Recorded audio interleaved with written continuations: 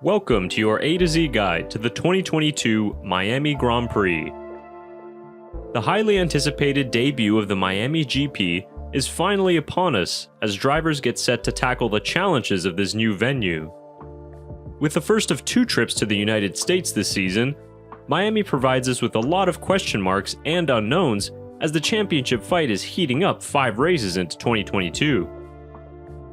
So to help get you set for this weekend's race, this guide will provide you with all the information you need to know about the venue, the weekend schedule, and all the news and rumors about the teams as we head into Miami. If you want a more in-depth look at the Miami Autodrome, check out our full circuit guide video here, which has been getting a lot of great comments from the fans, so thanks to everyone for your support.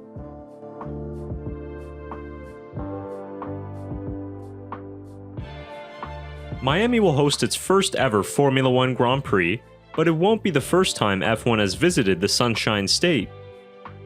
We have to go back to 1959 to find the last time Florida hosted Formula One, as Sebring was the location for the inaugural US Grand Prix.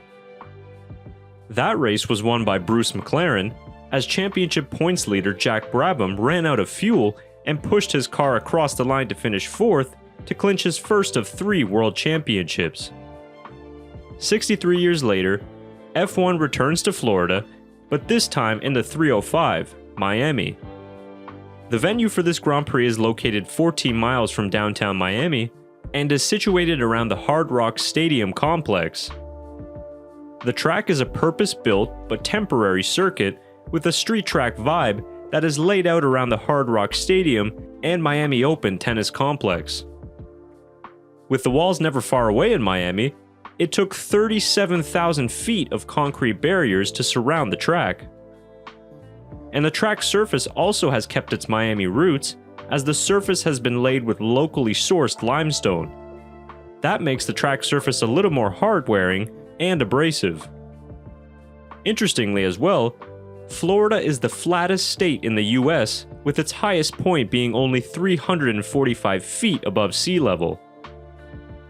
The state is also known for its unpredictable and sudden rain showers at times, which, as you'll see in the weekend notes, is a very high possibility for this weekend.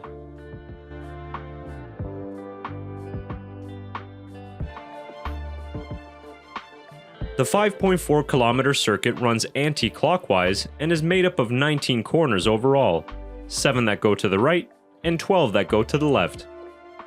Average lap speeds will be around 223 kilometers an hour, with drivers taking their lap times at full throttle 58% of the time. The track will feature 3 DRS zones, from turn 9 to turn 11, turn 16 to 17, and finally from turn 19 to turn 1. Overtaking during the race will be a huge question mark, but the key opportunities for passing will come at turn 1, 11, and the turn 17 hairpin. In terms of car setup, teams will try and find the balance between a low and medium downforce setup. This could lead to the car sliding around a lot in the high-speed corners, especially on the harder compounds.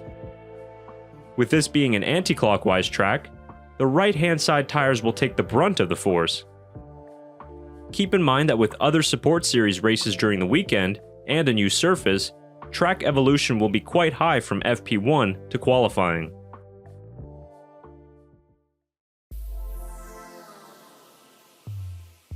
Take note of the session start times in Miami, Florida for this weekend, as the sessions will begin in the afternoons.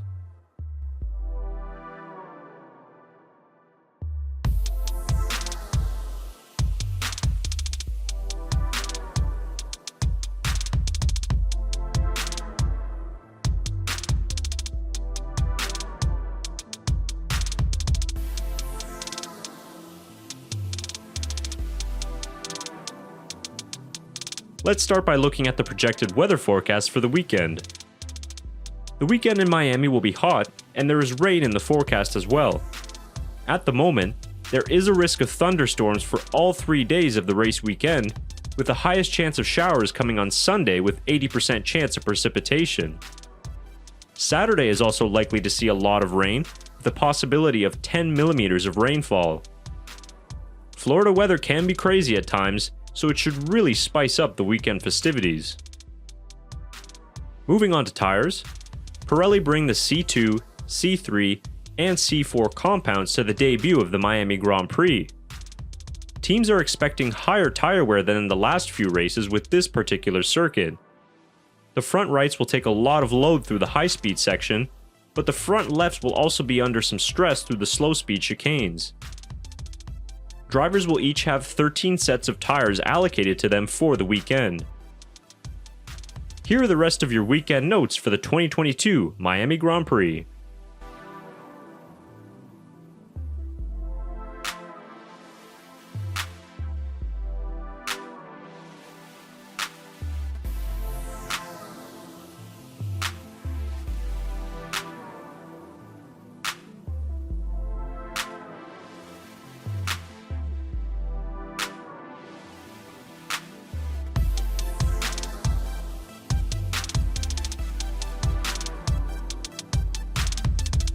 So that'll do it for your A to Z guide to the Miami Grand Prix.